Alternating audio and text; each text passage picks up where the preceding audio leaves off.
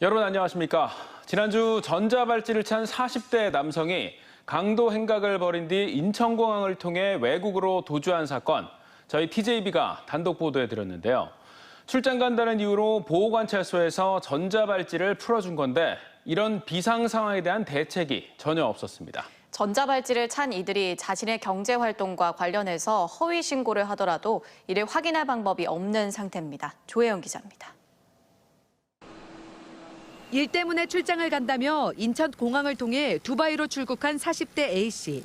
출국 당일 전자발찌를 찬 상태에서 강도 행각을 벌였지만 보호관찰소에선 범죄 사실을 전혀 알지 못한 채 업체 대표의 신원 보증만 믿고 발찌를 풀어줬습니다. 하지만 A씨는 이후 행방이 묘연한 상태입니다. 경찰이 인터폴에 적색 수배를 요청했지만 잡힌다 하더라도 절차 등을 고려하면 국내 송환까지 최소 2개월이 넘게 걸립니다. 조만간에 들어올 수밖에 없는 환경이 있어요. 만약에 들어오게 되면 전자발찌 관련 법에 따라서 준수사항 위반죄로 엄하게 처벌할 생각입니다. 전자발찌 부착 대상자가 해외를 돌아다니는 이해할 수 없는 상황이지만 보호관찰소도 법무부도 대책은 전무합니다.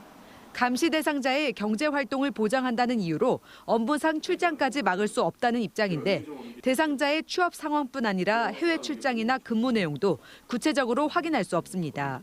특히 출국 허가 시 업체 대표가 신원 보증을 해줬다지만 이번처럼 A씨가 돌아오지 않는다 해도 신원 보증인에게 책임을 묻지 못하는 등 전자발찌 부착 제도가 허술하게 관리되고 있습니다.